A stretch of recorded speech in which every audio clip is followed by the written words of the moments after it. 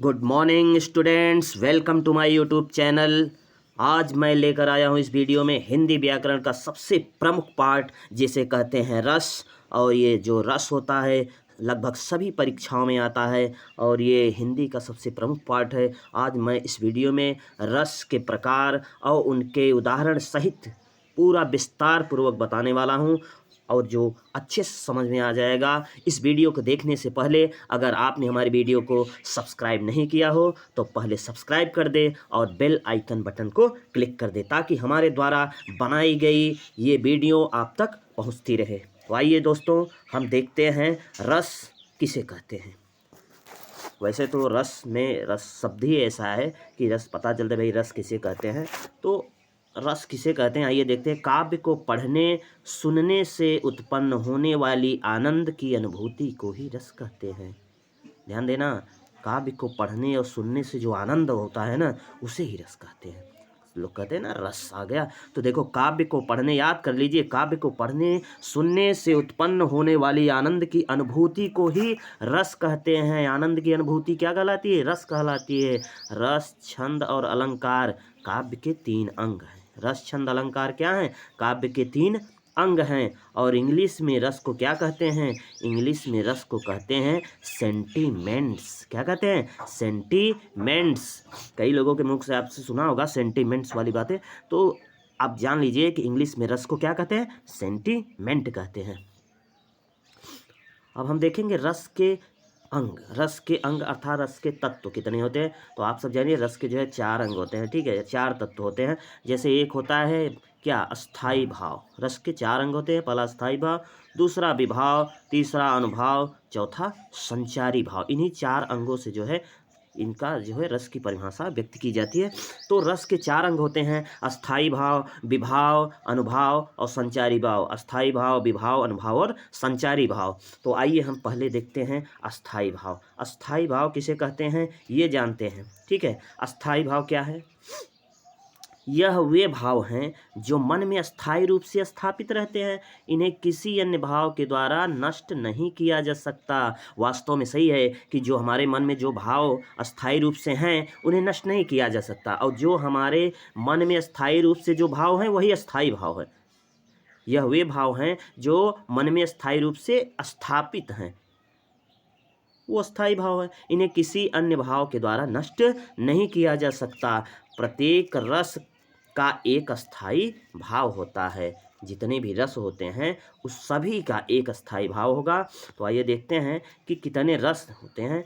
तो अर्थात कुल अस्थायी भाव की संख्या 9 है। कुल अस्थायी भाव की संख्या 9 है, क्योंकि रसों की संख्या भी 9 है। लेकिन हम देखते हैं आगे रसों की संख्या बढ़ जाती है ना। जब रसों की संख्या बढ़ जाएगी तो अस्थायी भाव भी बढ़ जाएगा। रसों की संख्या निश्चित क्यों? क्योंकि भरत मुनि ने मुख्य रूप से रसों की संख्या 8 बताई थी।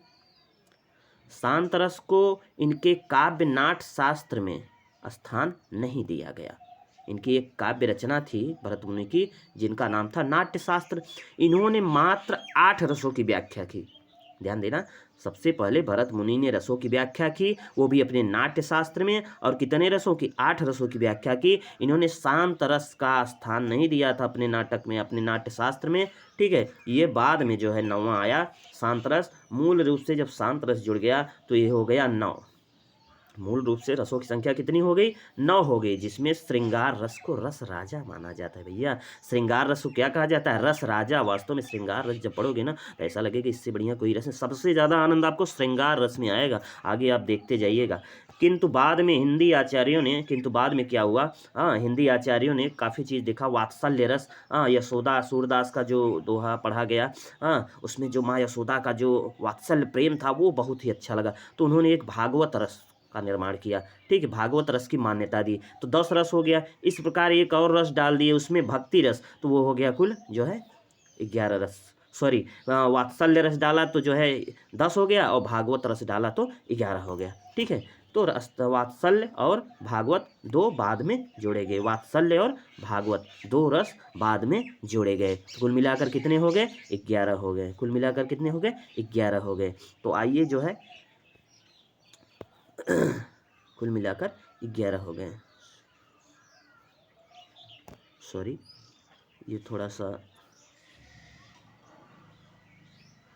तो हमने देखा जो है रस के अंग, रस के अंग हमने देखा, तो रस के 4 भाग होते हैं, ठीक है।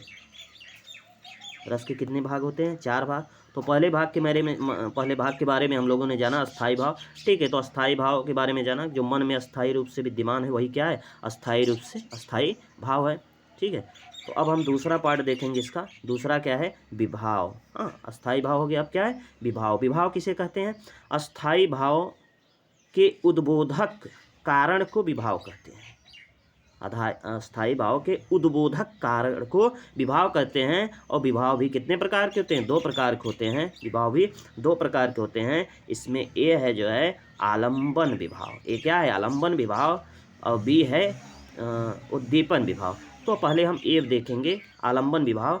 आलंबन विभाव किसे कहते हैं? जिसका आलंबन या सहारा पाकर अस्थाई भाव जगते हैं वे आलंबन विभाव कहते हैं। जिसके सहारे से जो है अस्थाई भाव उत्पन्न होता है हमारे मन में, जिसके सहारे से अस्थाई भाव जगता है, हमारे मन की जो है रस मतलब जगते हैं, वो क्या है? आलंबन है। जैसे जब भी हम श्रृंगार रस का वर्णन करते हैं तो उसमें नायक नायिका होते हैं, तो नायक या नायिका द्वारा जो है हमारे मन में जो अस्थाई भाव जगता है, तो क्या है? नायक नायिका क्या है? आलंबन हो गए। तो आलंबन के भी 2 पक्ष हैं, ध्यान देना, आलंबन के भी 2 पक्ष हैं। इसमें क्या है? एक है आश्रय आलंबन, ठीक है। पहला है आश्रय आलंबन। आश्रय आलंबन को जाए, जिनके मन में भाव जगे वह क्या है? आश्रय आलंबन। जिनके मन में भाव जगे वो क्या है? आश्रय आलंबन। आपने देखा होगा जब नायिका को देखकर नायक प्रसन्न होता है, मुस्कुराता है, या उसकी एक्टिविटी बदल जाती है, तो क्या उसी जो नायिका है वो क्या हो, जिसके मन में, किसके मन में? नायक के मन में भाव जगा ना, नायिका को देखकर किसके मन में जगा? नायक के। तो नायक क्या हो जाएगा? आश्रयालंबन। किसके मन में? नायक के मन में भाव जगा तो आश्रयालंबन हो जाएगा, ठीक है। और दूसरा है विषयालंबन। कौन? विषयालंबन। जिसके प्रति, किसके प्रति भाव जगा? नायिका के प्रति। जिसके प्रति या जिसके कारण मन में भाव जगे वह विषयालंबन है, ठीक है। आपका विषय, ठीक है, आपके भाव जगने का विषय क्या, सब्जेक्ट क्या, आप किस सब्जेक्ट से खुश हो रहे हैं, किस विषय से खुश हो रहे हैं, जो वो आपका क्या है? विषयालंबन। बस आप समझ लीजिए, जिस विषय से आप खुश हो रहे हैं वो विषयालंबन, और जो आप खुश हो रहे हैं वही आप आश्रयालंबन है, ठीक है। जैसे आप नायक क्या, नायिका को देखकर खुश हो रहा है, तो नायक जो है विषयालंबन हुआ, नायक आश्रयालंबन हुआ, और नायिका को देखकर खुश हो रहा है, तो नायिका क्या हुई? विषयालंबन हुई। जैसे देखो, जैसे उदाहरण देखो, यदि राम के मन में सीता के प्रति रति का भाव जगता है तो राम आश्रय होंगे और सीता विषय होंगी। राम आश्रय और सीता विषय। वही बातें मैंने अभी बताया आपको कि जिसके मन में भाव जगा वो आश्रय, और जिसके द्वारा जगा वो विषय, ठीक है। आगे देखते हैं, आगे क्या है। मैंने अभी ये जो है आलंबन का पार्ट था। आलंबन के 2 पार्ट थे कि कौन कौन से? आश्रयालंबन और विषयालंबन। ये है उद्दीपन विभाव। कौन है? उद्दीपन विभाव। अब उद्दीपन विभाव किसे कहते हैं? जिन वस्तुओं या परिस्थितियों को देखकर अस्थाई भाव उद्दीप्त होने लगता है उन्हें उद्दीपन विभाव कहते हैं।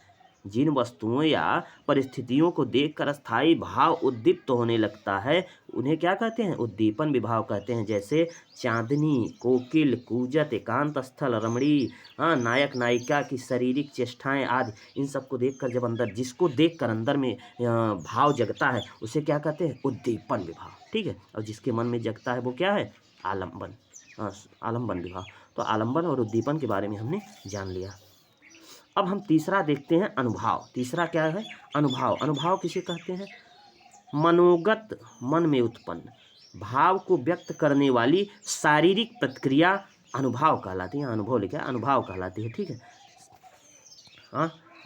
मनोगत, मन को व्यक्त करने वाली शारीरिक प्रक्रिया, मन को व्यक्त करने वाली शारीरिक प्रक्रिया, ठीक है। आपके शरीर में जो प्रतिक्रिया होती है तो सामने वाले को पता चल जाता है कि इसके मन में क्या है। कुछ ऐसी प्रक्रियाएं होती है जिससे आदमी को पता चल जाता है कि इसके मन में क्या हो रहा है, ठीक है। तो मन के भाव को व्यक्त करने वाली शारीरिक प्रक्रिया क्या कहलाती है? अनुभव कहलाती है। क्या कहलाती है? अनुभव। मतलब अंदर का भाव आपका प्रकट करती है। ये कितने होते हैं? ये 8 प्रकार की होती है। ध्यान देना, अनुभव 8 प्रकार का होता है। स्तंभ, स्वेद, रोमांस, भंग, कंप, विवरणता, अश्रु, प्रलय। देखना अभी जैसे आपको स्वेद, पसीना आने लगे तो लोगों को लगेगा इसको डर, इसके अंदर डर है। आंसू आने लगे तो सब समझ जाएंगे क्या है इसके अंदर, भय, या रो रहा है, कोई दुख होगा तभी रो रहा है। तो जब आपके जो है शरीर की कोई प्रक्रिया, कोई बातें प्रकट करे तो वही क्या है, अनुभव है। अनुभव कितने होते हैं, 8 होते हैं। अनुभव कितने होते हैं, 8 होते हैं। ठीक है, अब हम देखेंगे संचारी भाव। क्या देखेंगे,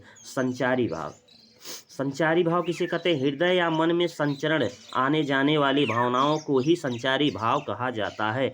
जो मन में, जो भावनाएं मन में आते जाते रहे, मैंने टिकता नहीं है, भावनाएं फटाफट बदलते रहते हैं, ठीक है, वो क्या है, संचारी। अभी देखो संचारी, संचार मतलब क्या, आना जाना, संचार मतलब आवागमन, ध्यान देना, बस संचारी रट लो, संचार मतलब आवागमन, संचार मतलब आना जाना। तो संचारी भाव, जो मन में भावनाएं आते जाते रहते हैं वो क्या है, संचारी भाव। वह भाव अस्थाई भाव के साथ उत्पन्न होकर कुछ समय बाद समाप्त हो जाता है। ये भाव क्या, अस्थाई भाव के साथ उत्पन्न होता है, अर्थात अस्थाई भाव को सहारा देता है और बाद में क्या होता है, ये समाप्त हो जाता है, ये टिकता नहीं ज़्यादा समय। ठीक है, अर्थात ये अस्थाई भाव मन में अस्थाई रूप से नहीं रहते।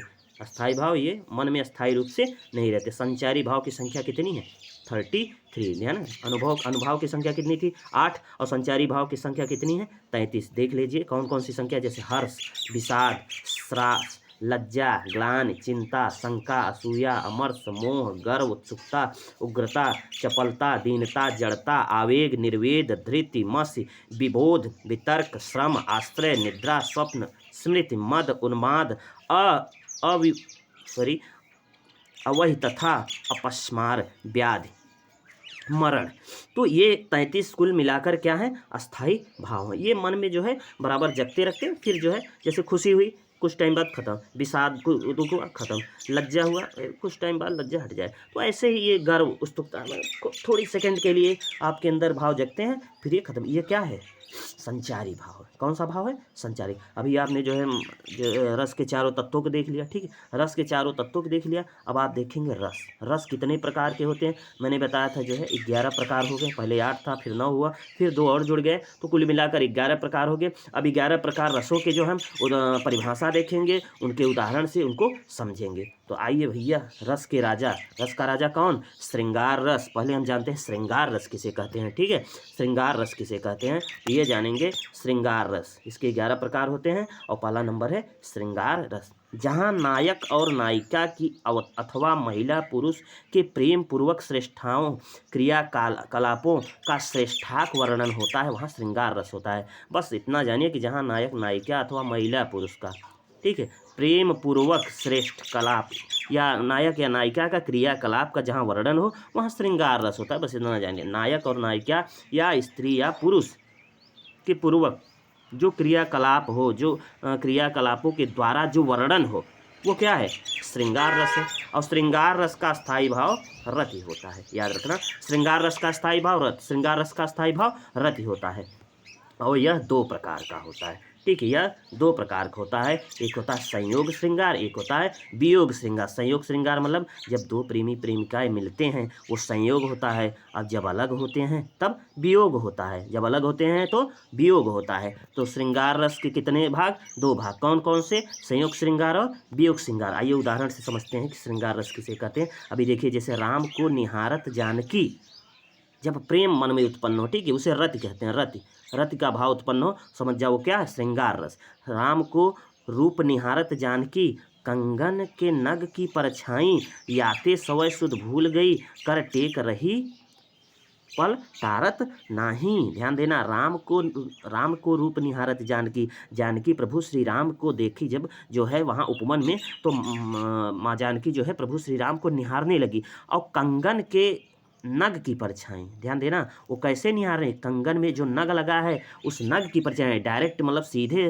प्रभु श्री राम के चेहरे को नहीं देख रहे, कंगन में एक नग है और नग में उनकी जो है छवि बन रही है, उस प्रतिबिंब को, परछाई को माँ जानकी बार बार देख रही हैं, वे बहुत सुंदर हैं। याते समय सुध भूल गई, कर टेक रही पल टारत नाही, और सब कुछ भूल गई, वो क्यों आई थी, किस लिए आई थी, ठीक है, वो सब कुछ भूल गई। कर टेक रही पलटारत नाही, हाथ को लिए बार बार देख रही है, लेकिन वो जो है अपने पलके नहीं गिरा रही। ध्यान देना कि इसमें क्या है, इसमें जो है ये दिखाई दे रहा है रति भाव, मतलब श्रृंगार रस यही है, जब रति भाव उत्पन्न हो तो श्रृंगार। राम को जो है माँ जानकी निहार रही हैं, कहाँ, परछाई में निहार रही है, तो ये संयोग श्रृंगार हुआ, ठीक है, और ये श्रृंगार रस है।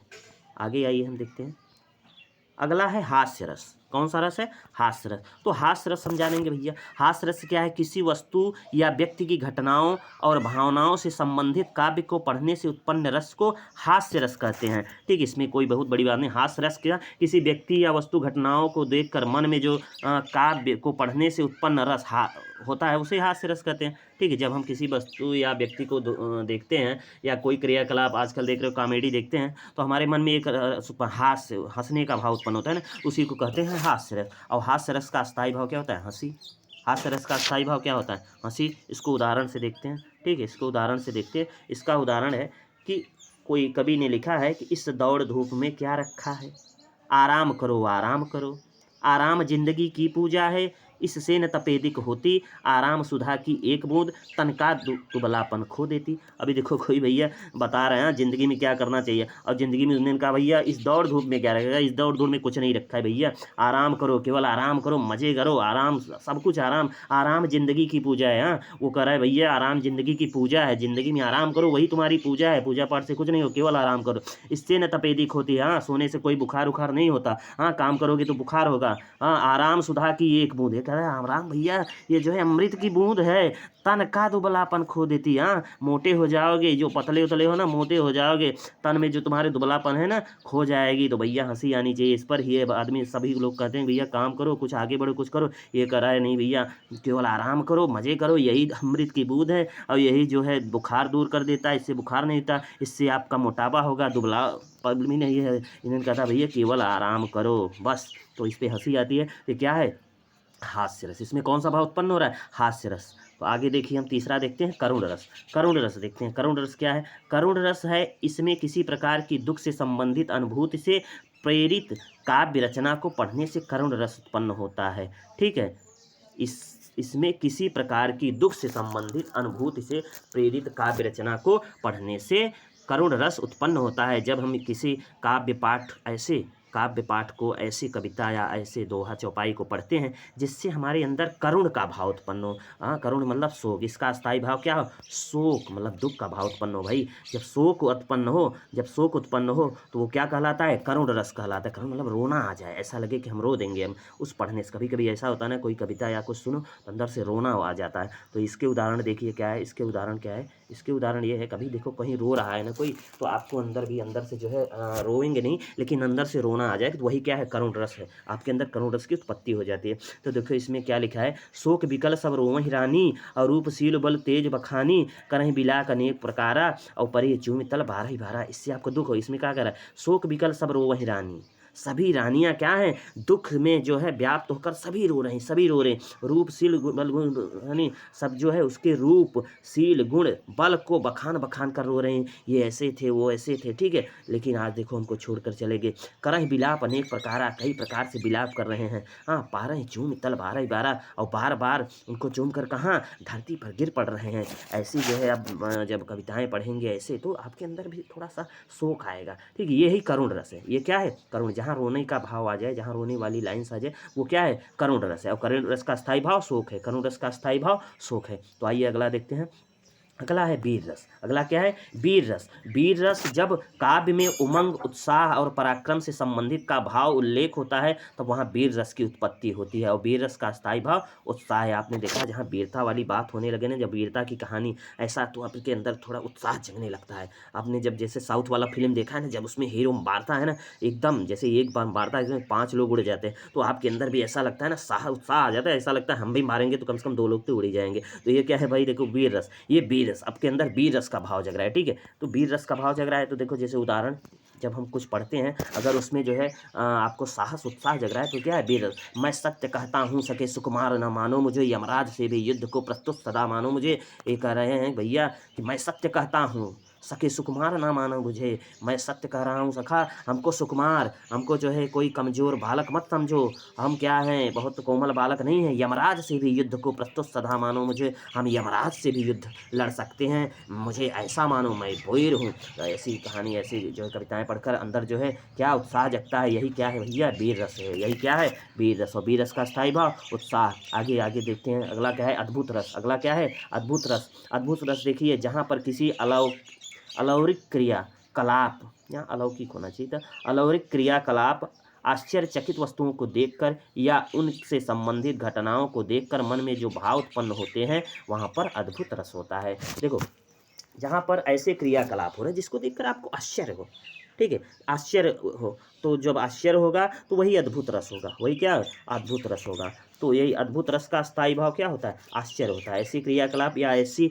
जो है काव्य रचना को पढ़ने से जिससे आपको आश्चर्य उत्पन्न हो, वही क्या है, वही क्या है, अद्भुत रस का। भैया अद्भुत है, अद्भुत है तो आश्चर्य, ये क्या है, अद्भुत का स्थायी भाव आश्चर्य रस, अद्भुत का स्थायी भाव आश्चर्य। इसका उदाहरण देखते हैं तो पता चल जाएगा। देखो, बिनु पद चले सुने बिनु काना, कर बिनु कर्म करई विधि नाना। अब देखो इसमें आश्चर्य वाली बात क्या है, बिनु पद चले सुने बिनु काना। अब इसमें कह रहा है बिना पैर के चलना और जो है सुनना बिनु काना, ठीक है, ये बिना पैर का चलता है और बिना कान के सुनता है, और कर बिनु कर्म, बिना हाथ के सभी काम करता है। अब देखो आश्चर्य वाली बात भैया, कौन है ऐसा कि जो बिना जो है पैर का चलता है, बिना जो है कान का सुनता है और बिना हाथ के वो सारा काम करता है। इसके अंदर आश्चर्य, ये भैया कौन प्राणी है जो बिना पैर का चल रहा है, बिना जो है कान का सुन रहा है, हाँ, तो ये बिना हाथ का सब कुछ कर रहे हैं, कौन सा प्राणी, अंदर आश्चर्य का भाव जग रहा है। तो जब आश्चर्य का भाव जगे तो समझ जाओ कि अद्भुत रस, अद्भुत है भैया ये, तो अद्भुत रस है। अद्भुत रस का स्थायी भाव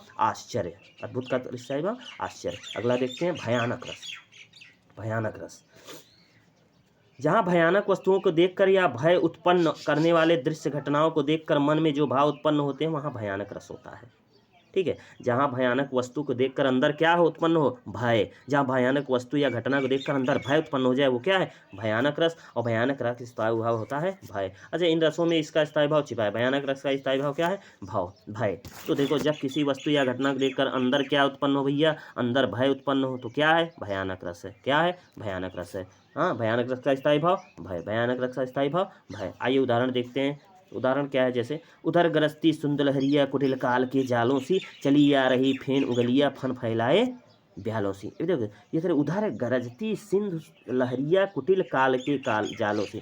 अभी देखो कोई आदमी फंस गया है और वहाँ देखो उधर गरजती सिंधु लहरिया, उधर जो है सागर की लहरें ऐसी गरज नहीं जैसे कुटिल काल की, जैसे काल जो है एकदम क्रोध होकर जो है क्रोध होकर चला आ रहा है, ठीक है, ऐसा ऐसा मानो प्रतीत हो। चली आ रही फेन उगलिया फन फैलाए ब्यालों से। इधर कर रहा है चली आ रही फेन उंगलिया फन फैलाए ब्यालों से। उसमें जो फेन आ रहा है ना, ऐसा लग रहा है कि जो है वो फन अपना फैलाए हुए हैं और चली आ रही, अब हमको क्या कर देगी, नष्ट कर देगी। तो इसमें क्या है, भय, भय दिखाई दे रहा है।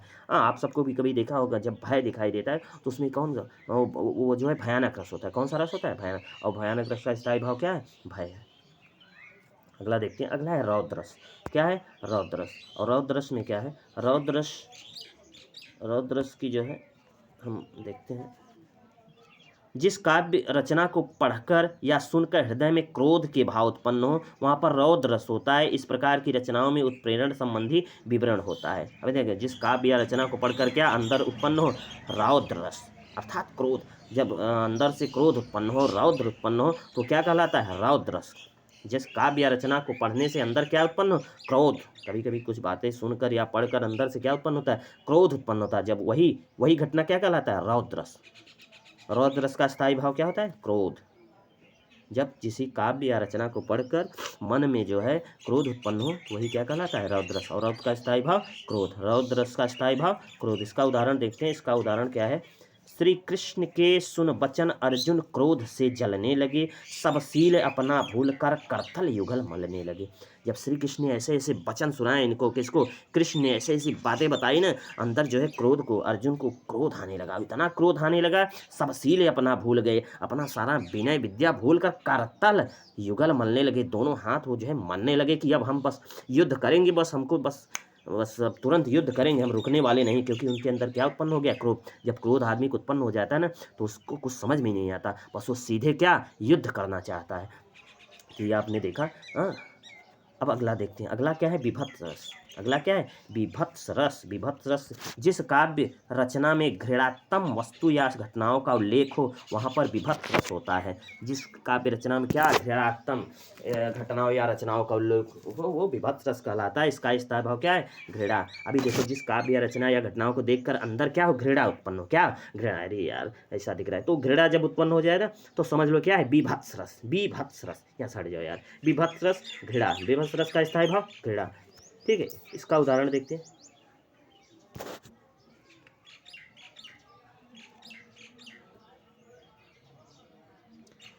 इसका उदाहरण देखते हैं।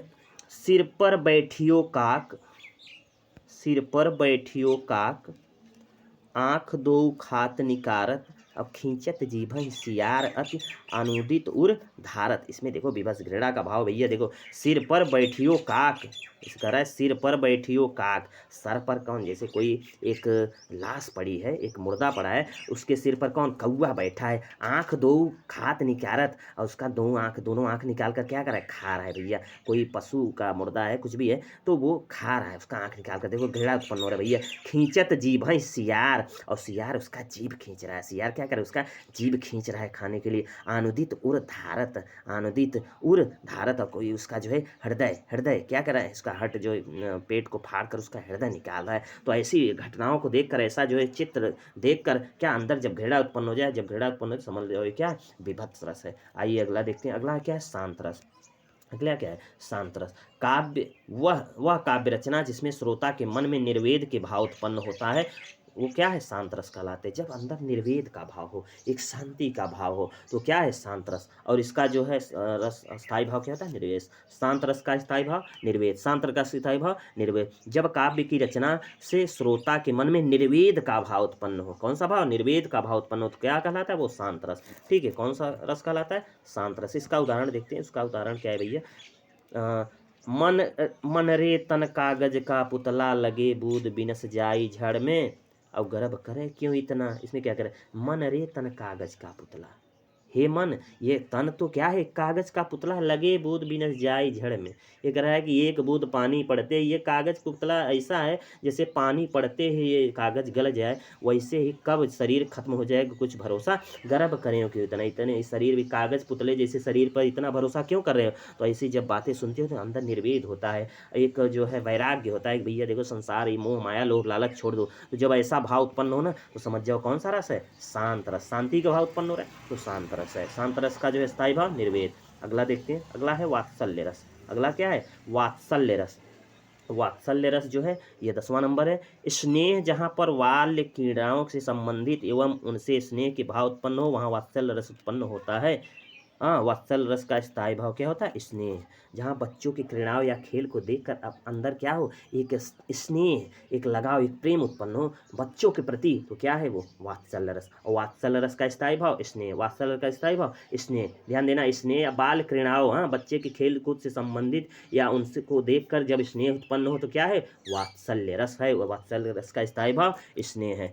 क्या है इसके उदाहरण देखते हैं। इसका उदाहरण क्या है भैया देखो, किलकत कान घुटुरुअन यावत, मणिमय कनक नंद के आंगन बम्ब बिंब फिरकिया। अब इसमें देखो क्या, ये जो कान्हा भगवान श्री कृष्ण ये बहुत छोटे से हैं, ठीक है, बहुत छोटे से आंगन में क्या करें, किलकत कान, किलकारी मार रहे हैं, मतलब हंस रहे हैं। घुटुरुअन आवत, अपने जो है घुटनों के बल, अपने घुटनों के सहारे आ रहे हैं। और मणिमय कनक नंद के आंगन, उनका नंद जी का जो आंगन है वो एकदम कनक सोने का आंगन, सोने की जो है आंगन है वो मणिमय, मणियों सोने के आंगन माने वो चमक रहे। मणिमय नंद के आंगन मणियों से जड़ित है, मणियों और सोनों से उनके जो है आंगन जड़ित है। अभी उसमें जो है उनका क्या दिखाई दे रहा है, परछाई। अब भगवान श्री कृष्ण का उसमें परछाई दे रहा है। जब परछाई दे रहा है तो पकड़ने को दौड़ रहे हैं लेकिन पकड़ नहीं पा रहे हैं। जब ऐसी जो घटना आप देखोगे, कोई बच्चा अपनी परछाई को पकड़ने को दौड़ता है, जब ऐसी घटना देखोगे तो आपके अंदर भी क्या होगा, एक स्नेह का भाव उत्पन्न होगा बच्चों के प्रति। और वही भाव क्या कहलाता है, वात्सल्य रस। वही भाव क्या कहलाता है, वात्सल्य रस। आइए अगला देखते हैं। अगला है भक्ति रस। अगला क्या है, भक्ति रस। आजकल देखते हो भक्ति में सब कहते हैं भैया भक्ति में सबसे ज़्यादा शांति है, तो इसीलिए इसको रस में जोड़ दिया गया। जिस काव्य रचना में ईश्वर के प्रति भक्ति विश्वास का भाव उत्पन्न हो वहाँ पर भक्ति रस होता है। जब अंदर विश्वास भगवान के प्रति विश्वास उत्पन्न हो जाए, ऐसा भाव उत्पन्न हो जिस काव्य की रचना या जिस कहानी कथा को पढ़कर, तो वो कौन सा रस कहलाता है? भक्ति रस। और भक्ति रस का जो स्थायी भाव क्या होगा? वैराग्य या अनुराग। वैराग्य या अनुराग। भक्ति रस का स्थायी भाव वैराग, भक्ति रस का स्थायी भाव वैराग। भैया ज़्यादा भक्ति में लगोगे, लोग कहते हैं ज़्यादा भक्ति में लगोगे तो वैराग हो जाओगे। हाँ तो जिस काव्य रचना में ईश्वर के प्रति भक्ति विश्वास का भाव उत्पन्न हो तो भक्ति रस कहलाता है। ठीक है, आइए उदाहरण इसका देखते हैं। उदाहरण है कि जप राम जप राम जप बावरे घोर भव नीर निधि नाम निज नावरे। ये कहता है राम जप बावरे। भाई पागल, ये पागल मनुष्य राम की केवल राम जपो, राम राम राम, केवल राम जपो और इस संसार में कुछ है नहीं। घोर भव नीर निधि, ये संसार न घोर नीर निधि, एकदम जैसे समुद्र जैसा ये घोर भव है, ये ऐसा सागर है ना जिसमें तुम खो जाओ। नाम निज नावरे, ये इसमें केवल नाव, ये संसार जो समुद्र रूपी जो संसार है ना, इसमें केवल भगवान का राम ही नाव है, ये तुमको पार लगा सकता है। केवल राम राम जपो बस। जब ऐसा बात सुनोगे ना तो आपके अंदर भक्ति जगेगी, और जब भक्ति जगेगी तो वही भक्ति रस होगा, और भक्ति रस होगा तो भक्ति रस का स्थायी भाव क्या होगा? वैराग्य होगा। क्या होगा? वैराग्य होगा। तो आपका जो है जितना ये 11 रस मैंने पढ़ा दिया है, अगर आपको ये अच्छा लगा हो, ये वीडियो अच्छा लगा हो तो आप लाइक करिए, शेयर करिए और सब्सक्राइब करिए, ताकि आने वाले वीडियो आप तक पहुंचते रहें। ये वीडियो देखने के लिए आप सभी को धन्यवाद।